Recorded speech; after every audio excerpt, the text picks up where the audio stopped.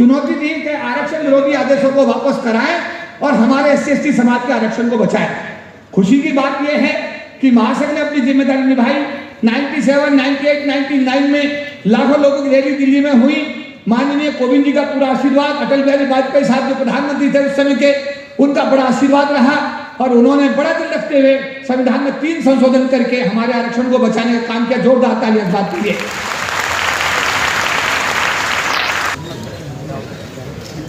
सही मायने में आपने मुझे सम्मान दिया, लेकिन सचमुच ये सम्मान बाबा साहब का है। और यदि आपने मुझे भी दिया तो ये सम्मान, तो मैं ये अपना सम्मान जो आपने मुझे दिया मैं बाबा साहब के चरणों में समर्पित करता हूँ।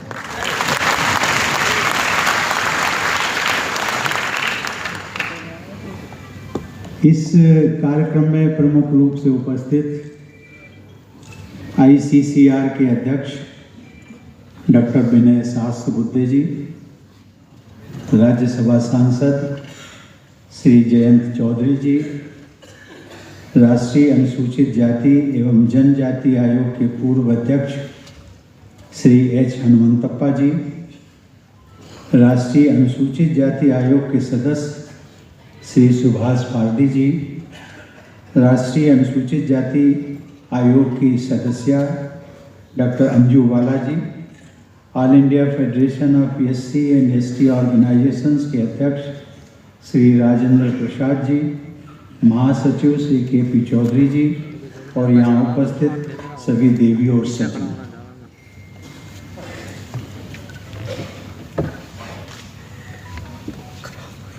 श्री KP चौधरी जी ने एक मुझे जिम्मेदारी भी दी, एक ज्ञापन जो प्रधानमंत्री जी को संबोधित है, और मुझे कहा गया है कि इस ज्ञापन को प्रधानमंत्री जी तक पहुंचाने का मैं उस जिम्मेदारी को साहस से स्वीकार करता हूं।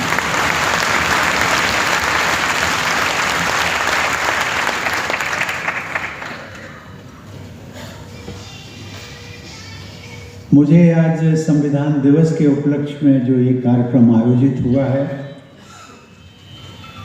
उसमें आप सभी के साथ सम्मिलित होकर के मुझे बहुत प्रसन्नता हुई।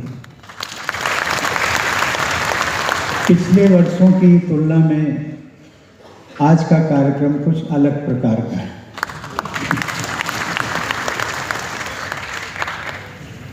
हम लोगों ने भारतीय संविधान की प्रस्तावना को भी पढ़ा, उसको अंगीकार किया, आत्मार्पित किया और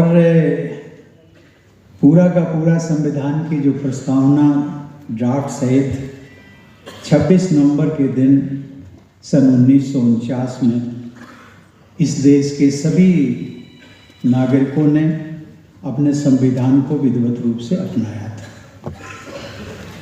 26 नवंबर के दिन को सन 1979 से सुप्रीम कोर्ट भी इसको लॉ डे के रूप में मनाता आ रहा है।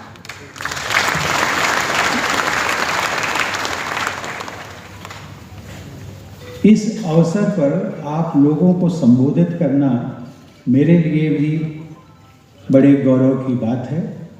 आप सभी को संविधान दिवस के अवसर पर मैं बधाई और शुभकामनाएं भी देता हूँ। आप सब लोग जानते हैं मेरी भी पब्लिक बैकग्राउंड रही है, एक पॉलिटिकल पार्टी से जुड़ा रहा हूँ और उसमें ये संविधान दिवस की कल्पना जो थी वो मुझे याद है हनुमंतप्पा जी का मुझे साथ मिलता रहा और भी नेताओं का। मुझे लगता है कि ये कल्पना हमने बहुत पहले शुरू की थी और हमने इसलिए कहा था उसके पीछे एक कारण था। इसलिए कहा था कि बाबा साहब को याद करने के वर्ष भर में केवल 2 ही अवसर मिलते हैं, एक 14 अप्रैल जो उनकी जन्म जयंती है और दूसरा 6 दिसंबर जिस दिन वो उनको परिनिर्वाण दिवस के रूप में। तो मुझे लगा कि इतने बड़े महान व्यक्तित्व के बारे में यदि साल में 2 ही दिवस मिले तो एक तीसरा दिवस भी होना चाहिए, और सही मायने में वो तीसरा दिवस तो यही है, 26 दिसंबर को। और मुझे खुशी इस बात की है कि उस कल्पना साकार हुई जब वर्तमान सरकार बनी प्रधानमंत्री नरेंद्र मोदी के नेतृत्व में, तो उन्होंने इसको 2015 से लागू किया। 26 नवंबर को उन्होंने अधिकृत रूप से सरकारी तौर पर इसको मनाने की घोषणा की, और उसकी 2016 में संभवतः इसको पार्लियामेंट के अंदर 26 नवंबर को, यद्यपि पार्लियामेंट नहीं होता है, लेकिन स्पेशल सेशन बुलाया, और उस दिन जो है 2 दिनों तक लंबी बहस के बाद में संविधान सभा का एक रूप दिया, और उसको आगे ये कार्यक्रम चल रहा है। मैं इसके लिए इस सरकार को भी बधाई देता हूँ। देवी और सज्जनों, भारत की संविधान सभा समाज के हर वर्ग का प्रतिनिधित्व करने वाली एक विविध सभा थी। इसका गठन 1946 में किया गया है। इसमें विभिन्न पृष्ठभूमि, विशेषज्ञता और विचारधारा वाले सदस्य शामिल थे। संविधान सभा में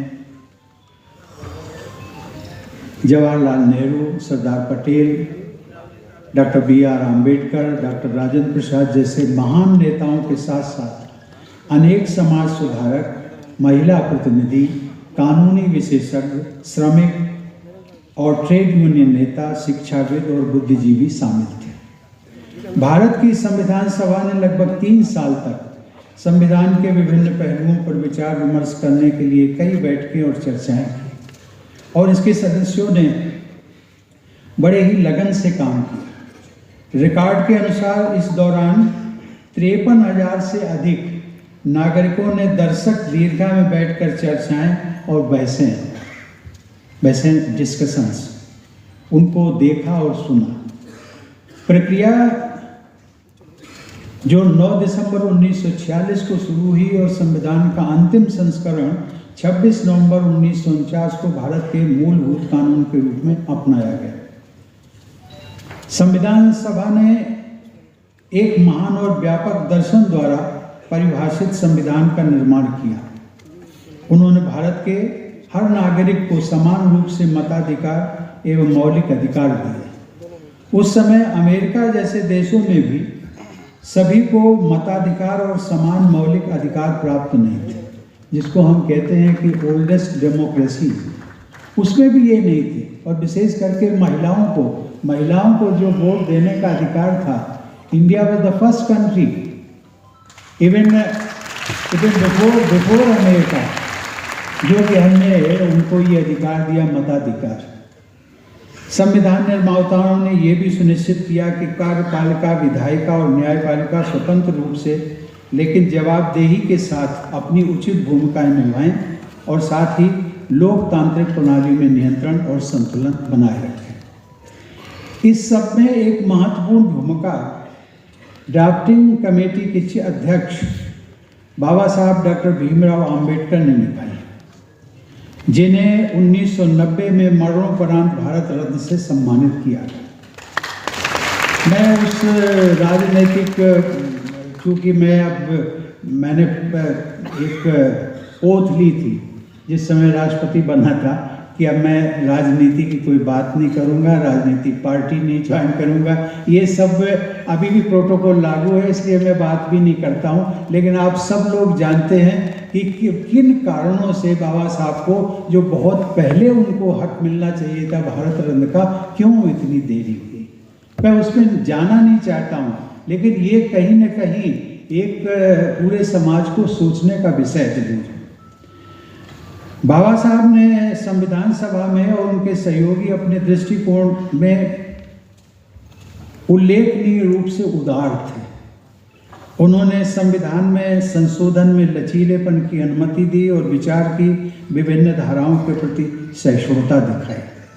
सबसे बढ़कर उन्होंने स्वतंत्रता और न्याय और भाईचारे, निष्पक्षता और समानता की सीमाओं का विस्तार करने के लिए भावी पीढ़ियों की बुद्धि पर भरोसा किया, विवेक पर। देवी और सज्जनों, बाबा साहब एक बहुआयामी व्यक्तित्व के धनी थे। वे एक असाधारण अर्थशास्त्री, विधिवेत्ता, सजग पत्रकार और विद्वान समाजशास्त्री थे। साथ ही वे महिला सशक्तिकरण के प्रबल पक्षधर और कर्मठ समाज सुधारक भी थे। अपने मूक नायक, जिसको हम जानते हैं, एक पत्र निकालते थे, जर्नल मूक नायक नाम के अखबार के द्वारा उन्होंने सदियों से चुप करा दिए गए लोगों की भावनाओं को अभिव्यक्ति की थी। भारत के उनका एक, जब हम उनके बहुआयामी व्यक्तित्व की बात करते हैं, उनका एक ऐसा कोई समाज का क्षेत्र नहीं है जिसके बारे में बाबा साहब ने काम न किया हो, सोच विचार न किया हो और एक इस देश को एक थॉट न दिया। ऐसा कोई भी क्षेत्र नहीं मिला। भारत के रिजर्व बैंक की स्थापना में डॉक्टर अंबेडकर की अहम भूमिका थी। He was the first person जिन्होंने सजेस्ट किया था कि in India there should be a central bank of its own. उस समय जो था वो हम बैंक ऑफ इंग्लैंड से सब काम चलाते थे और उसी दौरान ब्रिटिश पीरियड में ही जो है वो रिजर्व बैंक ऑफ इंडिया की स्थापना भी हुई, सिंचाई और बिजली के उत्पादन के लिए। इसका संबंध किससे है? किसानों से। दामोदर वैली और हीराकुंड जैसी बड़ी परियोजनाओं के निर्माण के मूल में भी उनके ही विचार थे। हमारे देश की बिजली की व्यवस्था के विकास में उनका मौलिक योगदान रहा। हमारे घरों की रोशनी और खेतों की हरियाली बहुत कुछ उनकी नीतियों और विचारों की वजह से ही है।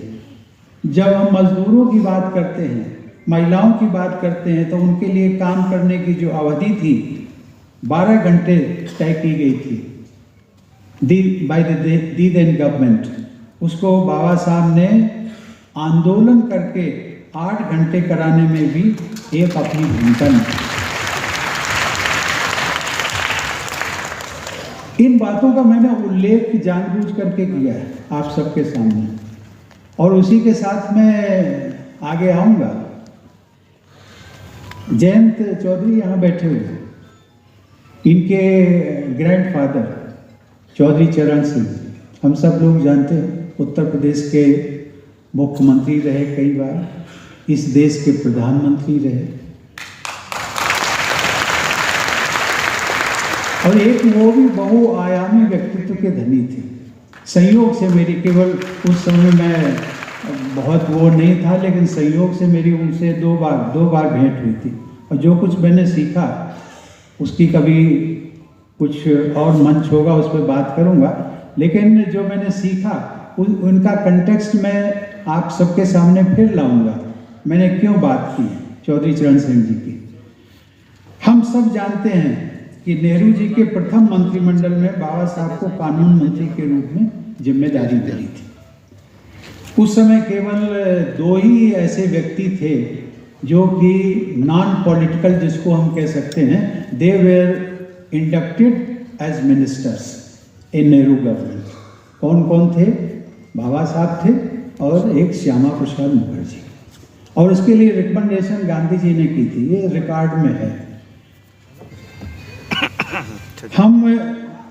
अगर हम लोग कभी ध्यान से देखें तो पता चलता है कि उस पूरे मंत्रिमंडल में ऐसा कोई भी मंत्री नहीं था जो उच्च शिक्षा की दृष्टि से डॉक्टर बाबा साहब की बराबरी कर सके।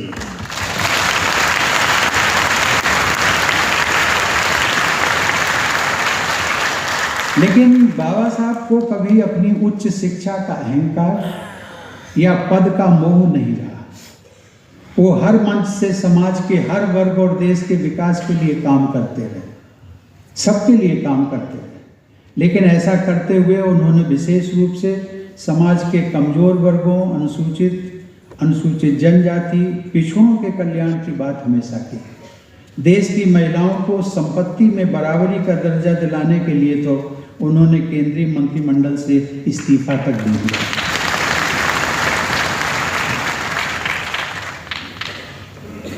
बाबा साहब में भारतीयता और देशभक्ति की भावना कूट कूट कर भरी थी। एक प्रसंग मैं आप सबके साथ साझा करना चाहूँगा।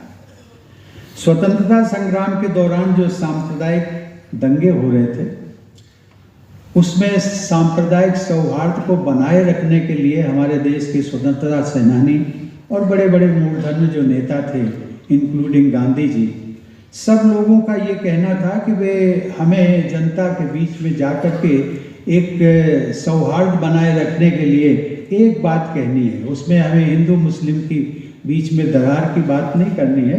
हमें हमेशा कहना है कि हम सबसे पहले भारतीय हैं, बाद में हिंदू मुस्लिम या ईसाई।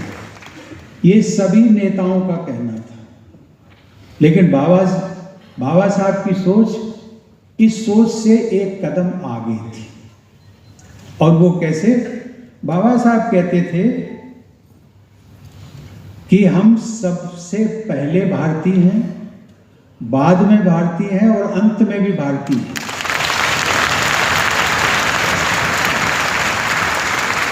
वो कहते थे आप हिंदू मुस्लिम का नाम ही क्यों लेते? जब भारतीयता की बात करते हो आप कहते हो कि हम पहले हम भारतीय हैं, बाद में हिंदू मुसलमान। बाबा साहब कहते थे मत हिंदू मुस्लिम की बात करो, आप ये कहिए पहले हम भारतीय हैं, बाद में भारतीय और अंत में भी भारतीय। देवी और सज्जनों, बाबा साहब हमेशा संवाद के द्वारा, चर्चा के द्वारा लोगों के सामने अपनी बात रखकर सर्वसहमति बनाते थे, क्योंकि बाबा साहब का कहना था कि ये देश अपना है, यहाँ के सब लोग अपने हैं और समाज के कमजोर वर्गों को न्याय दिलाने हेतु जो भी करना है वो सब सदैव अहिंसात्मक तरीकों से ही व्यापक हित में हासिल किया जा सकता है, ताकि समाज में हमेशा सौहार्द का वातावरण बना रहे। देवी और सज्जनों, आप सभी लोग प्रबुद्ध वर्ग की श्रेणी में आते हैं। अभी मैंने बाबा साहब की महानता, उनके सद्गुणों, उनकी सहृदयता, उनके देश प्रेम के बारे में कुछ उदाहरण भी आपके सामने रखे, लेकिन इतिहास में उनको जो स्थान मिलना चाहिए था वो नहीं मिला, जितनी जल्दी मिलना चाहिए था वो नहीं मिला, उसमें भी देरी हुई। जो सम्मान उनको जितने समय पर मिलना चाहिए था उसमें भी देरी हुई। क्या कारण थे उस पर मैं नहीं, वो फिर पॉलिटिकल हो जाएगा। मैं उसका उत्तर भी आप सब लोग जानते हैं। प्रायः इसका उत्तर एक दिया जाता है कि समाज ने, अर्थात आम समाज, सरकारों ने उनके साथ अन्याय किया। अब मैं यहाँ पे एक सवाल पूछता हूँ आप सबसे, ये कहकर के तो हम अपनी जिम्मेदारी को सचमुच में टाल देते हैं कि भाई उनके कारण उनको सम्मान नहीं मिला, दूसरों के कारण जो है बाबा साहब को न्याय नहीं मिला। ये कहना मुझे लगता है बहुत उचित नहीं है। कुछ समय तक है, कुछ सीमा तक उचित है, लेकिन पूरी तौर पे ये उचित नहीं है। मैं ये कहता हूँ कभी भी हम लोगों ने अपनी भूमिका का आत्म अवलोकन नहीं किया, कभी भी नहीं किया। किया होगा, कुछ लोगों ने किया होगा, लेकिन रिकॉर्ड में नहीं है, इसलिए मैं ये बात कह रहा हूँ। हम लोग क्या करते थे और अभी तक भी करते हैं, हमें बताया गया कि वे बाबा साहब दलितों के मसीहा थे, हमने कहना शुरू कर दिया दलितों के मसीहा। और क्या था बाबा साहब? संविधान निर्माता, वो भी हमने कहना शुरू कर दिया, फुल स्टॉप लगा दिया, उसके आगे नहीं बढ़े। संविधान निर्माता, दलितों के मसीहा। और जब दलितों के मसीहा की बात करते हैं, अर्थात आपने उनकी भूमिका को केवल दलितों तक सीमित कर दिया।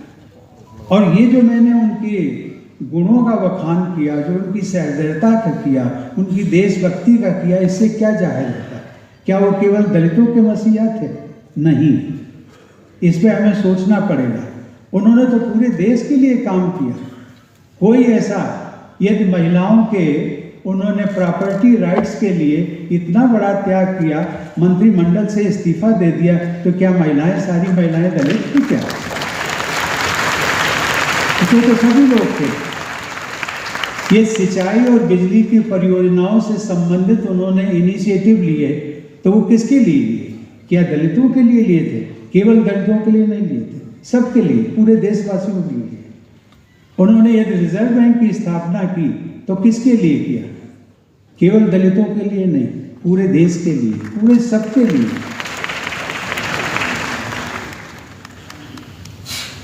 क्या हमने बाबा साहब के प्रति अन्याय नहीं किया? सचमुच में थोड़ी बहुत तो हमारी है ना उनका अन्याय करना। हम क्यों स्टॉप कर देते हैं जब हम कह रहे थे बाबा साहब दलितों के मसीहा, संविधान निर्माता, बस बात खत्म हो, उसके आगे नहीं बढ़ते।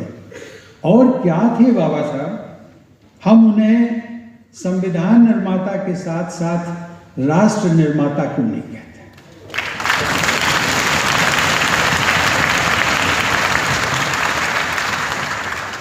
हम उन्हें दलितों के मसीहा के साथ साथ गरीबों और पिछड़ों या फिर भारतीयों का मसीहा क्यों नहीं कहते?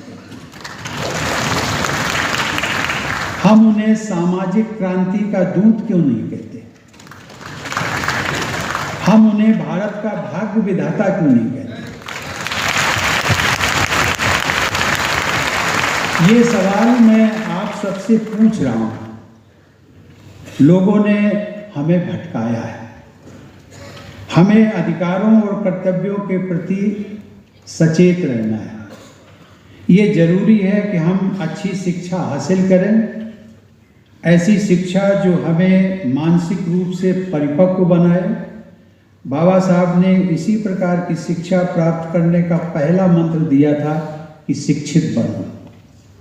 कभी आप लोगों ने सोचा होगा, आप में हम भी शामिल हैं, कभी आप लोगों ने सोचा होगा कि बाबा साहब ने एक मंत्र दिया था, शिक्षित बनो, संगठित रहो और संघर्ष करो। ये क्रम जो है वो क्रम ऐसा क्यों दिया?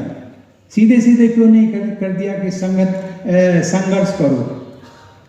ऐसा तो नहीं कहा। शिक्षा, और वो शिक्षा मॉडर्न एजुकेशन, वो शिक्षा जिससे कि हमारी समझदारी बढ़ती है। ऐसी शिक्षा नहीं कि हम BA, LLB, PhD सब कुछ हो गए, लेकिन सही मायने में जो हमारा विवेक का, जो बुद्धि का विकास होना चाहिए था वो नहीं हुआ। हम अपने भले और बुरे के बारे में यदि नहीं सोच सकते हैं, समाज के बारे में नहीं सोच सकते हैं, देश के बारे में नहीं सोच सकते हैं, तो ऐसी शिक्षा किसी काम की नहीं होती।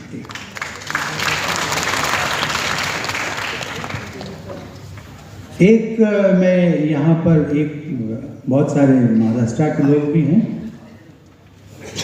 उत्तर प्रदेश के बहुत सारे लोग हैं। मैं एक बात आपसे शेयर करना चाहूँगा कि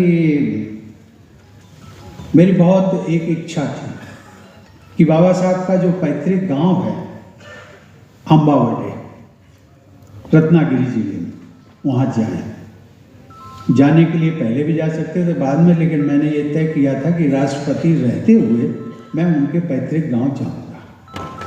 और सचमुच में वो मुझे सौभाग्य मिला जब मैं उनके गांव में गया। ये रत्नागिरी में जिले में मुंबई और गोवा हाईवे पर स्थित है।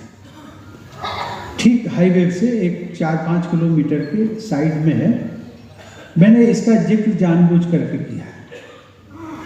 मैं चाहूँगा कि सही मायने में वो तीर्थ स्थल है। आप लोग जाते हैं, गोवा जाते हैं, मुंबई जाते हैं, परिवार के सहित जाते हैं। मुझे लगता है एक बार यदि आप तय कर लेंगे कि वे मुंबई जाना है, गोवा जाना है, तो इस स्थल पर भी बाबा साहब की जो पैतृक गांव है उस पर भी हम जाएंगे और देखेंगे कि वाकई में क्या बाबा साहब ने क्या दुख तकलीफ कितनी सही है और क्या उनकी जीवन की जो दिनचर्या थी उसका हम एक अनुभव कर सकते हैं। देवी और सज्जनों, अद्भुत प्रतिभा, मानवता के प्रति करुणा और अहिंसा पर आधारित उनकी जीवन यात्रा व उपलब्धियों को देश से लेकर विश्व समुदाय तक ने मान्यता दी है। 2015 में डॉक्टर अंबेडकर की 125वीं जन्म जयंती के उपलक्ष्य में 26 नवंबर को अधिकृत रूप से भारत सरकार ने संविधान दिवस के रूप में मनाने का फैसला किया। इसका श्रेय प्रधानमंत्री नरेंद्र मोदी को जाता है। सन 2016 में 100 से भी अधिक देशों के प्रतिनिधियों ने संयुक्त राष्ट्र संघ में अर्थात यूनाइटेड जनरल असेंबली में आयोजित बाबा साहब की 125वीं जन्म जयंती समारोह में भागीदारी करते हुए मानवता के समग्र विकास में उनके बहुमूल्य योगदान को सराहा। अब इसी संदर्भ में मैंने चौधरी चरण सिंह जी की बात की थी। आज तक भी चौधरी चरण सिंह जी के जो वास्तविक उनका व्यक्तित्व था वो उभर करके नहीं आया, और मैं ये दावे के साथ कहता हूं उनमें भी यही है। आप सहमत होंगे जयंत जी, चौधरी साहब को केवल और केवल किसानों का मसीहा, उससे बस फुल स्टॉप लगा देते, उससे आगे नहीं बढ़ते। चौधरी साहब ने क्या किया, उत्तर प्रदेश के लिए क्या किया, देश के लिए क्या किया, वो बात वाकई में सही जो मानवता के प्रतीक थे, करुणा के प्रतीक थे।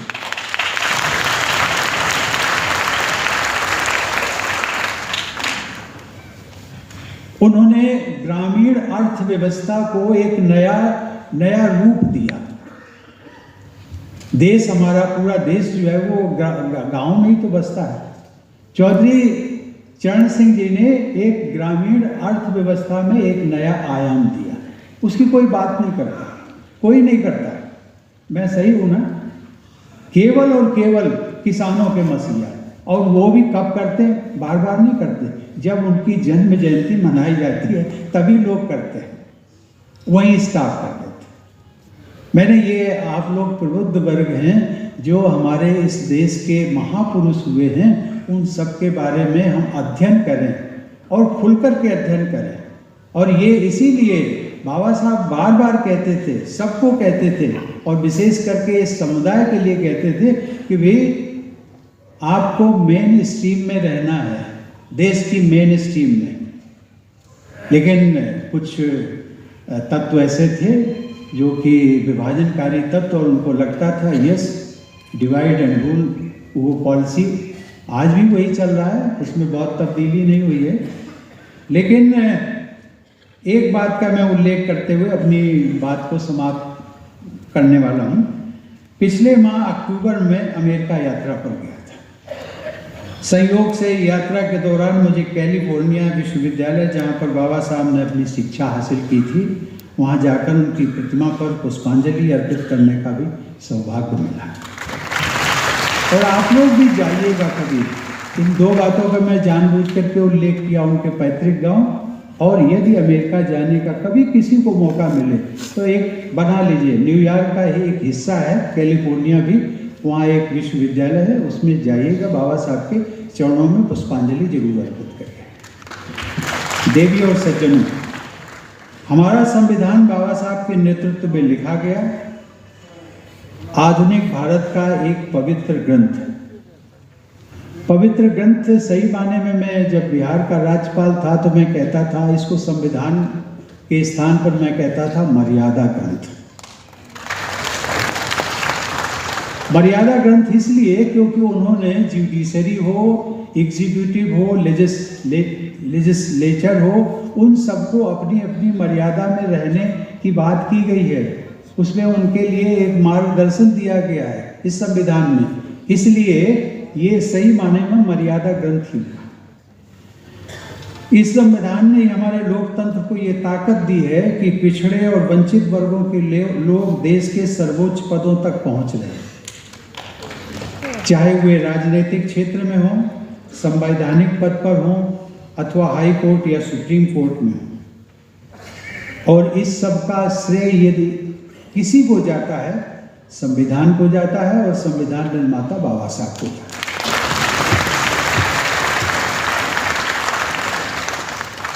ये भारतीय समाज को सुधारने के बाबा साहब के प्रयासों का ही परिणाम है कि आज इन वर्गों के लोग आधुनिक भारत के निर्माण में अपना महत्वपूर्ण योगदान दे रहे हैं। देवी और सज्जनों, पिछले कुछ वर्षों में टेक्नोलॉजी का चलन बढ़ा है।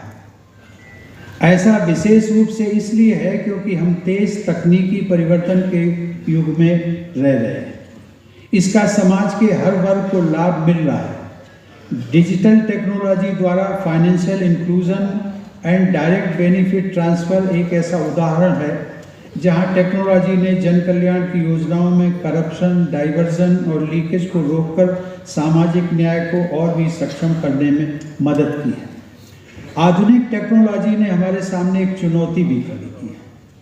वो ये है कि तकनीकी प्रगति ने एक डिजिटल डिवाइड को जन्म दिया है, जहां समाज में गरीब, अनुसूचित जाति, आदिवासी और पिछड़े लोगों के पास टेक्नोलॉजी की पहुंच बहुत कम है। यह डिजिटल डिवाइड समाज में मौजूदा असमानताओं को और बढ़ा सकता है, क्योंकि टेक्नोलॉजी तक पहुंच के अभाव में लोग नए आधुनिक शैक्षिक व आर्थिक अवसरों से वंचित होते जा रहे हैं और नए अवसरों का उपयुक्त लाभ नहीं उठा पा रहे। लेकिन यह एक वैश्विक समस्या है। हम सबको इसी डिजिटल टेक्नोलॉजी के युग में जीना है, इसी टेक्नोलॉजी के युग में मरना है। अच्छा होगा कि हम बाबा साहब के दिए गए मंत्र, जिसमें कहा गया था शिक्षित बनो, संगठित रहो, संघर्ष करो, का नई ऊर्जा के साथ पालन करते हुए हम आधुनिक शिक्षा पर जोर दें, नहीं तो विकास की दौड़ में हम और भी पिछड़ जाएंगे। ये सच है। यदि हमने अपने बच्चों पर, मैं पूरे देशवासियों के लिए कहता हूँ, खास करके जो ग्रामीण इलाके में रहते हैं, आप कुछ भी करें, कुछ भी मतलब ऐसा नहीं कुछ भी करें, लेकिन आप अपनी अर्थव्यवस्था, जो आपकी आजीविका है, उसमें से अधिक से अधिक धन आप अपने बच्चों की उच्चतम और मॉडर्न एजुकेशन पर खर्च करें। आज यदि आपको टेक्नोलॉजी पर नहीं है, लगता है कि नहीं इससे कुछ फर्क नहीं पड़ता, आप ट्रैवल करके देखिए, इंडिया में ट्रैवल करके देखिए, बाहर जाइए, बहुत दिक्कतें आती हैं यदि आपको टेक्नोलॉजी से आप अनभिज्ञ हैं। और ये चीज़ें अभी जो मॉडर्न युग में और भी चीज़ें आती रहेंगी, हमारे जीवन में आएंगी, उसमें हम और भी पिछड़ जाएंगे। 26 नवंबर 2024 अगला वर्ष, उसकी भी मैं थोड़ी सी बात करूँगा। अब से ठीक 12 महीने बाद संविधान को अपनाने की 75वीं वर्षगांठ होगी। ये चिंताजनक भी है और बोल दीजिए कंसर्न भी है हम सबका कि हमारे बहुत से नागरिकों को संविधान के प्रावधानों के बारे में विस्तृत जानकारी नहीं होती। उन्हें इस बात का पूरा आभास नहीं होता है कि संविधान हम में से प्रत्येक व्यक्ति और हमारे पूरे समाज के लिए क्या मायने रखता है। आप सबको मेरा सुझाव है, एक सुझाव, जब 75 वर्ष हम संविधान के पूरे होने पर करेंगे, उसको भव्यता, दिव्यता और एक ग्रैंड शो के रूप में केपी चौधरी जी आपसे अनुरोध कर रहा हूँ, आप मनाइएगा। तैयार?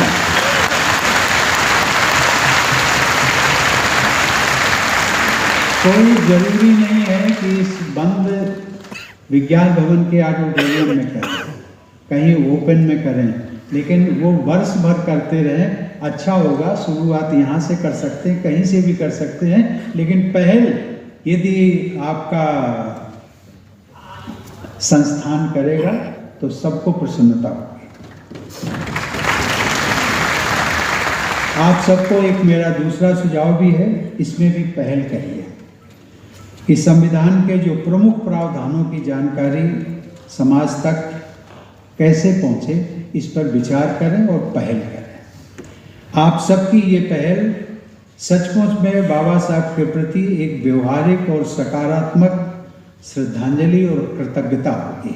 धन्यवाद। जय।